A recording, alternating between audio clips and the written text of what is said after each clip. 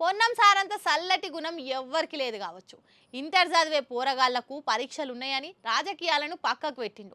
మన వల్ల పరీక్షలు రాసేటోళ్లకు ఎసోంటి సమస్య రావద్దని రెండు చేతులు జోడించి బతిలాడిండు. బండి సంజయ్ యాత్రనైతే అస్సలు అడ్డుకోవద్దని పిలుపునిచ్చిండు. అసలు ఈ ఇంటర్ పరీక్షలకు బండి సంజయ్ అన్న యాత్రకు లింక్ ఏంది అంటారా?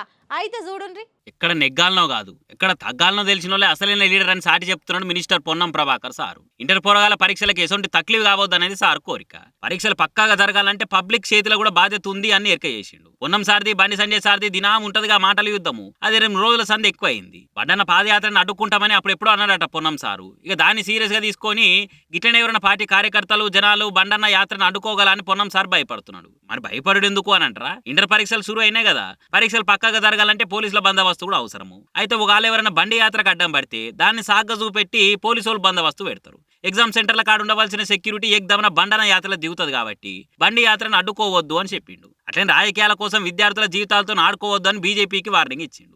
పని బండి సంజయ్ కూడా బగ్గనే అరుచుకున్నాడు. ఏం చాలా మాట్లాడుతున్నావు, ఏం కథ బండి సంజయ్ నీది? 5 ఏళ్ల సంది ఎన్నడన్న నియోజకవర్గంలో కనిపించిన ముఖమేనా నీది? ఇవాళ వచ్చి యాత్ర గీత్ర అని తిరుగుతున్నావు అని పైరైండు. పోరగాళ్ళకి పరీక్షలు ఉన్నాయి, అవి చక్కగా ఇతడు చూడాలని మేం తపన పడుతుంటే ఆ పరీక్షలు నాగం చేయాలని నువ్వేమో యాత్రలు చేస్తున్నావు. ఎన్నడన్నా చదువు గురించి పిల్లగాల పరీక్షల గురించి ఆలోచించిన పాపాన పోయినవా అని అరుచుకున్నాడు. ఇంకా బండి సంజయ్ సార్ దిమాగ్ ఖరాబై మాట్లాడుతున్నాడట. అని ఏసే యాత్రనే కాదు అని అంటుంటే ఇక దాన్ని మేము ఎట్లా అడ్డుకుంటామని అంటున్నాడు. ఈ టైంలో ఎటువంటి డిస్టర్బెన్స్ జరగొద్దనే సైలెంట్గా ఉంటున్నా గానీ అసలు పరీక్షలు లేకపోతేనా బండి సంజయ్కి పెద్ద శరణే ఉంటుండే నా సామిరంగా అని కామెంట్ చేసిండు పొన్నం ప్రభాకర్ సారు. నిజంగా మీరు గ్రేట్ సార్. మీ లెక్క అందరూ ఆలోచిస్తే దునియా ఎప్పుడో బాగుపడుతుండే అని మస్తు కామెంటింగ్లు చేస్తున్నారట కరడు కట్టిన కాంగ్రెస్ కార్యకర్తలు.